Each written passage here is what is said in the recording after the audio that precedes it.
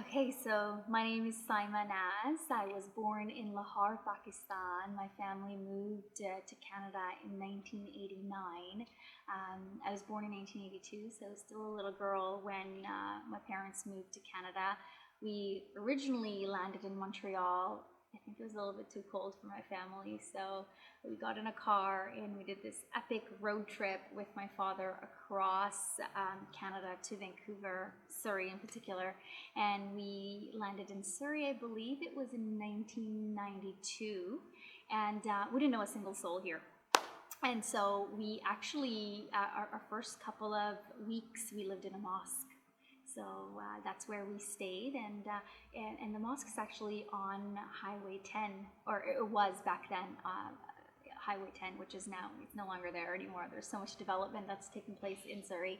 So yeah, those were really interesting times when we moved here in Surrey in 1992. Well, I remember 128 was just all forest. There were, there were no, the Pyle Business Center, and there was no the York Business Center, and there was none of that. It was just forests everywhere, and there's a road that went down 128th Street, and there wasn't as much traffic, and we didn't have all these high rises, which we have in the city central now.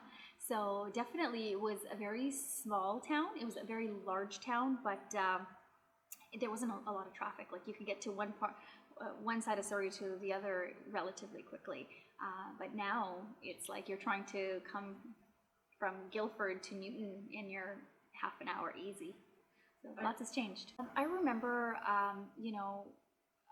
though there were a lot more South Asians or Punjabis in Surrey as compared to me seeing that same number in Montreal, there was a lot more of people that looked like me here in Surrey than there were in Montreal for sure. But the numbers were still very low. Like I remember going to W. Kinvig, which is an elementary school down the street, and Kennedy Trail, and maybe I would have one or two other, South Asian kids in my class.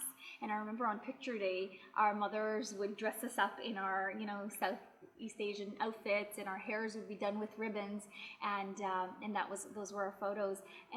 But things are changing now. So now if you open up a yearbook from a school or elementary, you're going to see a lot more South Asian children.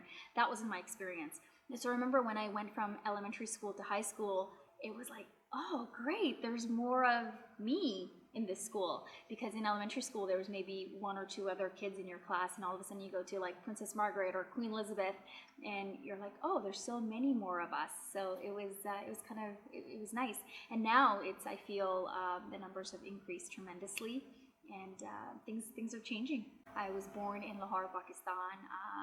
I grew up in a Muslim household, where my mother was a practicing Muslim.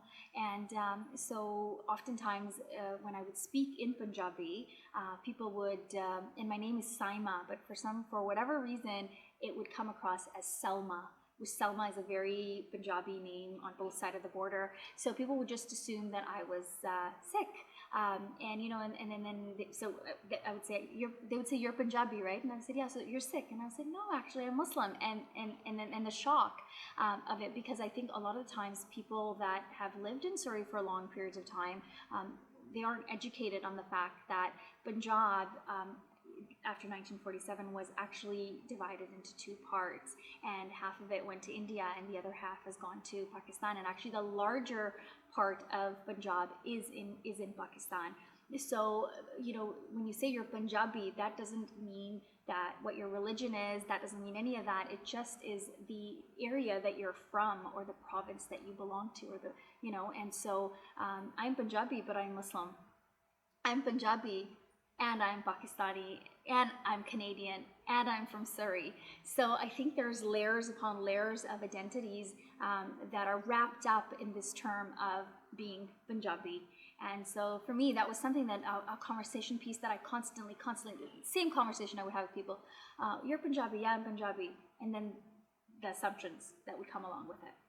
Eid is a big family tradition, and so Eid is a festival that we celebrate after 30 days of fasting.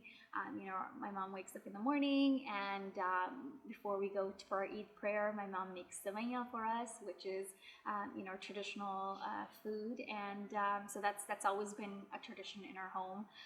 Over the years, Christmas has become a huge tradition in our house. So we put up our Christmas tree, we exchange presents, we actually have a Christmas dinner, and it's so interesting because it's not your traditional Christmas dinner. Like, you have your turkey, but you'll have kheer with it, which is a very, kheer is like rice pudding, so that's our dessert. Or we'll have custard, or we'll have ras malai, and you have your turkey dinner, but then you'll have a pot of dal as well because you might have a grandma that doesn't eat turkey. So it's really, really cool that we've been able to incorporate our Punjabi tradition, or our Punjabi food with the Canadian culture. I find that so beautiful because I think that there's so many beautiful things in our Eastern culture, and there's so many beautiful things in our Western culture. And I always say that in our Eastern culture, we learn so much about we, and in our Western culture, we learn so much about me, right? So the me and the we. And being an immigrant and having sort of access to the me and the we, I can take pieces from both and bring in both of the best world. So it's like colors that would never really mix are being given permission to mix here. And it's turning into a beautiful shade of Punjabi. Punjabis, wherever they go, they will take bits and pieces of that particular city. And one of the things I do with my travels is wherever I go, I will go and find where the Punjabi community is in that particular city. So if you go to Seattle, to Montreal, to New York, to Florida or San Francisco, you're going to find that each community is a little bit different because they've mixed with the city that they're living in. I think in Surrey, I find Surrey so beautiful. It's so close to my heart, and I find that we all coexisted beautifully prior to 1947, and all of a sudden 1947 happened, and people that lived beautifully together were now on different sides of the border. But I find that Surrey is becoming the Punjab that was prior to 1947. On one side of my neighbor is a Hindu, on the other side my neighbor is a Sikh, and my mother has a rose garden, and oftentimes she will take her roses, she will clip them, and she will give them to her Hindu neighbor for prayer rituals. And I feel that was something that my ancestors did, where they had these neighbors that had different faiths but shared the same language. And I think in Surrey, we are recreating that. We're getting a second chance at a Punjab, which I think is absolutely beautiful, and it warms my heart. If you want to know who Punjabis are, I think we are deeply passionate people that are spiritual, that are accepting, open, compassionate, and we have this zest for life. We are incredibly colorful with our words and with our clothing and with our language, and we're incredibly open, and we embrace, wherever we go. And you'll find Punjabis all over the world.